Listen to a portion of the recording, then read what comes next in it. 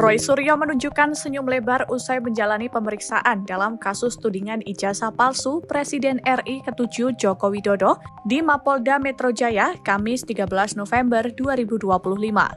Dalam pemeriksaan itu, Roy Suryo dan kawan-kawan dicecar penyidik sekitar 9 jam lamanya. Namun setelah pemeriksaan, Roy Suryo keluar dengan senyum semeringah dan sempat menyapa pendukung serta awak media yang sudah menunggunya di luar gedung. Roy tidak banyak bicara dan membiarkan juru bicara kuasa hukumnya Refli Harun untuk mewakilinya.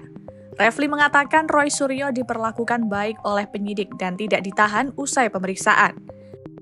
Mereka bertiga telah menjalani hari yang panjang.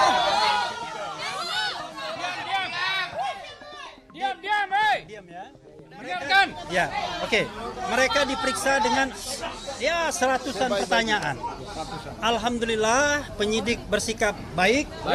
Dan kemudian juga Mas Roy, Rismon, dan Dr. Tifa juga kooperatif.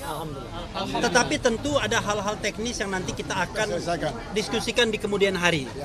Maka untuk kesempatan ini dengan sangat terpaksa tidak akan ada press conference dari ketiganya.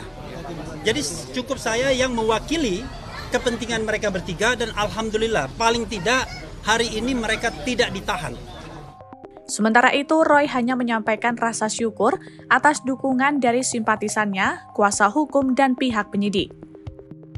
Proses pemeriksaan Roy Suryo dan kawan-kawan berlangsung selama 9 jam 20 menit, berakhir pada pukul 18.30 waktu Indonesia Barat.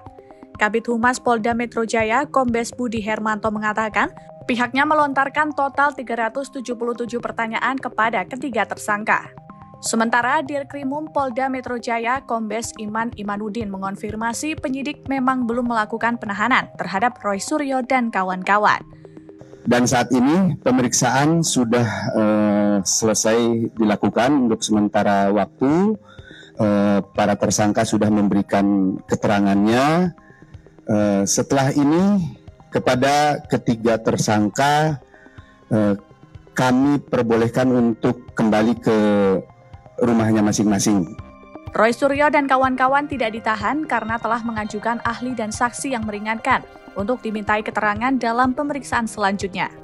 Dalam pemeriksaan, Roy Suryo dan kawan-kawan diperlakukan selayaknya tersangka yang punya hak untuk beristirahat sejenak. Polda Metro Jaya sebelumnya telah menetapkan 8 orang sebagai tersangka dalam kasus tudingan ijazah palsu Jokowi. Secara umum, ke-8 tersangka dijerat pasal 27A dan pasal 28 UU ITE serta pasal 310 dan atau 311 KUHP dengan ancaman pidana penjara maksimal 6 tahun.